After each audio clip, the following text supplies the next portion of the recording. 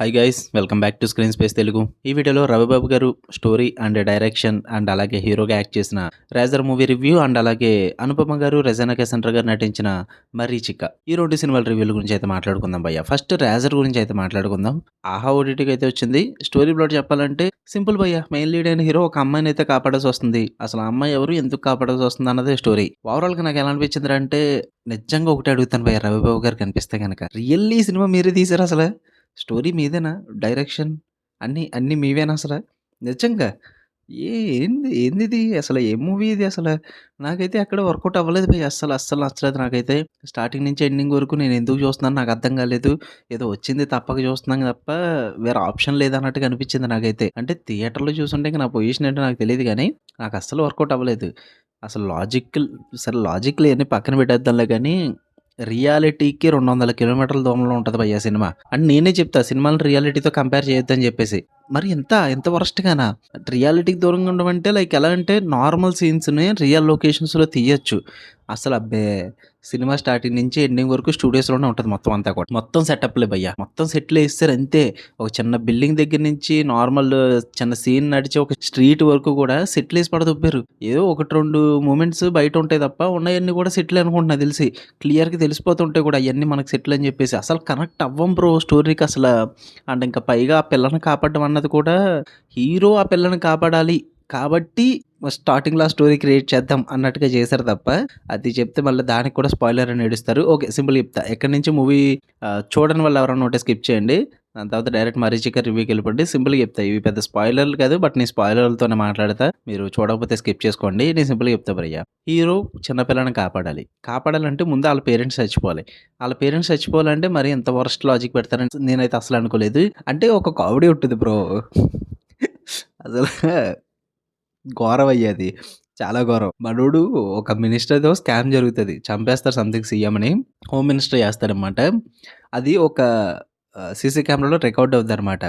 అది ఈ పాప ఫాదర్‌కి తెలుస్తుంది. మనోడే సీసీ కెమెరాలు రెడీ చేస్తాడు. సో, వాళ్ళ ఫ్రెండ్ ఫోన్ చేసి చెప్తే వాడు అంటాడు పాపం మర్యాదగా, "ఎందుకు సీఎంనే చంపేశారు. మనకెందుకు? మనకొద్దసల డిలీట్ చేసే వీడియో. సో, మళ్ళీ వాళ్ళు నన్ను కూడా చంపేస్తారు." సో, ఇలా సంథింగ్ ఒకటి చెప్తాడు. వాళ్ళ ఫ్రెండ్ హెల్ప్ చేస్తాడు. వీళ్ళేం చేస్తారంటే హోమ్ మినిస్టర్ మనుషులు వెళ్లి ఫస్ట్ ఫ్రెండ్‌ని చంపేస్తారు. అరేయ్! ఏం మాట్లాడుతున్నారురా మీరసల? పాపం ఆడే కదరా వద్దన్నది. ఆడినెందుకు చంపేసారసలు నాకర్థం కాదు. ఫస్ట్ ఆడిని లేపేస్తారు. తర్వాతొచ్చి మెయిన్ వీడియో ఎవరి దగ్గరుందో అప్పుడు ఆడిని లేపుతారంట. ఫస్ట్ ఎవరిని లేపేయాలసలు? వీడియో ఉన్నోడిని లేపేయొచ్చు కదా! అబ్బే లేదు. మెయిన్ ఈ డాటర్ ఫాదర్ ఉన్నాడు గదా! తనీష్ క్యారెక్టర్ చేస్తాడనమాట అది. సో, తనీష్ కూడా ఏం చేస్తాడంటే అంత ఎలా చేసావు మాము అసలు అర్థం కాదు. డైరెక్ట్‌గా గవర్నమెంట్‌కెళ్ళిపోయేలాగా వీడియో పెట్టొచ్చు. అబ్బే! పెట్టకూడదు. అలా పెడితే 2 గంటల సినిమా ఎక్కడ తీత్తాం? 2 గంటలో సంథింగ్ ఎంత రన్ టైమ్ మర్చిపోయా నేను. ఎలా తీస్తాం మనం? తీయలేం గదా! సో, ఏం చేస్తాడంటే మనోడు ఒక పెద్ద ప్రాసెస్ పెడతాడనమాట దానికి. ఆ వీడియోని 3 లేయర్ల కింద డివైడ్ చేస్తారంట. ఆర్‌బీజీ అని జెప్పేసి. అంటే red colour, blue colour, green colour. వాటిని కనిపెట్టాలంటే పొడుపు కథలకి ఆన్సర్ చెప్పాలంట. ఆ ఆన్సర్‌లు కూడా వాళ్ళ కూతురే చెప్పాలంట.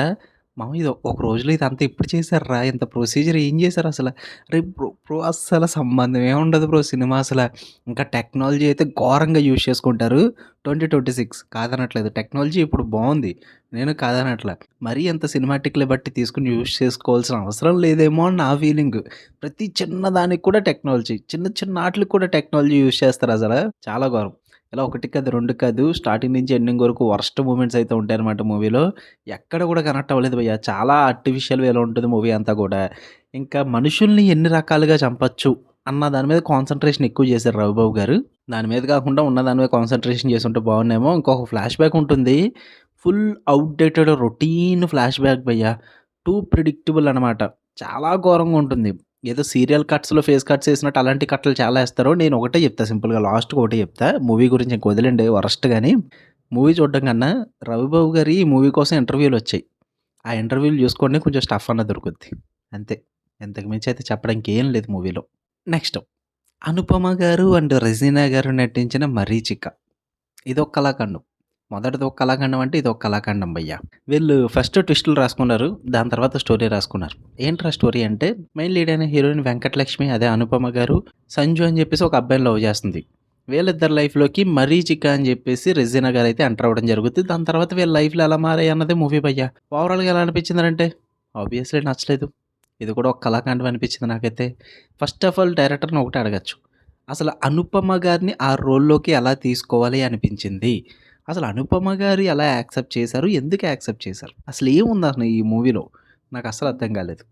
ఎక్కడ కూడా వర్కౌట్ అవ్వలేదు. ఫస్ట్ ఆఫ్ ఆల్ నేను 'అనుపమ' గారి క్యారెక్టర్‌ని చూస్తేనే నాకు ఇరిటేషన్ వచ్చేసింది. అంత డిస్కనెక్ట్ అయిపోయాను నేను ఆవిడని అలా చూడగానే.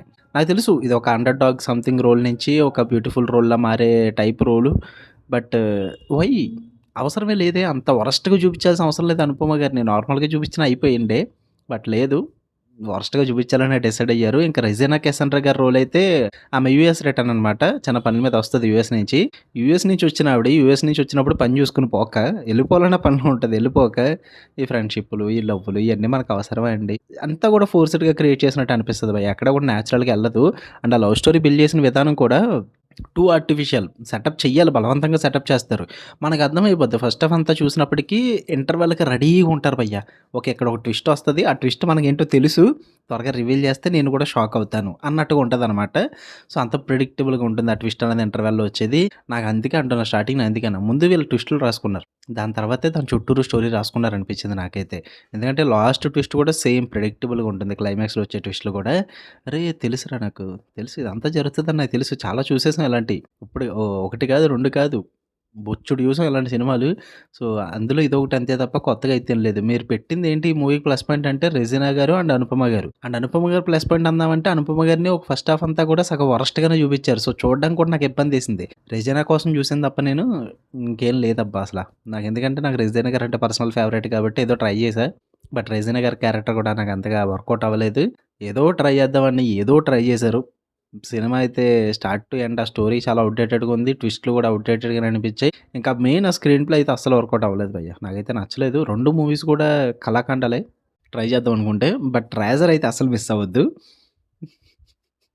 'రేజర్' అయితే నాకు స్టిల్ ఇంకా నవ్వొస్తుంది భయ్య. నిన్న మధ్యాహ్నం చూసాను నేను సినిమా. నిన్న మధ్యాహ్నం చూసా. ఈ 'మరీచిక్క' కూడా నిన్న సాయంత్రం చూసేసా. బట్ ఇప్పటిదాకా రివ్యూస్ పెట్టలేదంటే అర్థం చేసుకోండి. వాటి నుంచి నేను బయటికి రాలేకపోయా. 2 అంత గొప్పగున్నాయి. మెయిన్ ఆ 'రేజర్' మూవీ అయితే బ్రో లిటరల్లీ ఇప్పుడు నేనెలా వీడియో రికార్డ్ చేస్తున్నాను నేచురల్‌గా, దానికి కూడా వాళ్ళు సెట్ ఏసేస్తారు. మళ్ళీ హైలైట్ ఏంటంటే, ఆ సెట్‌లన్నీ కూడా ఒకేలా ఉంటాయి. ఎక్కడ కూడా నేచురాలిటీ అనేది ఉండదు 'రేజర్' మూవీలో. చాలా కామెడీగా తీశారు. అసలు ఎలా తీయాలనిపించిందో కూడా నాకు అర్థం కాలేదు మరి. ఇంక ఈ 'మరీచిక' వీళ్ళిద్దరూ అలా ఒప్పుకున్నారు నాకైతే అర్థం కాలేదు. 2 సినిమాలు నాకైతే నచ్చలేదు భయ్య. 'మరీచిక' అయితే ప్రైమ్ వీడియోలో ఉంది. 'రేజర్' అయితే ఆహాలో ఉంది. ట్రై చేద్దాం అనుకుంటే ట్రై చేయండి. మళ్ళీ నెక్స్ట్ వీడియోలో కలుద్దాం guys. Until then love you all. By.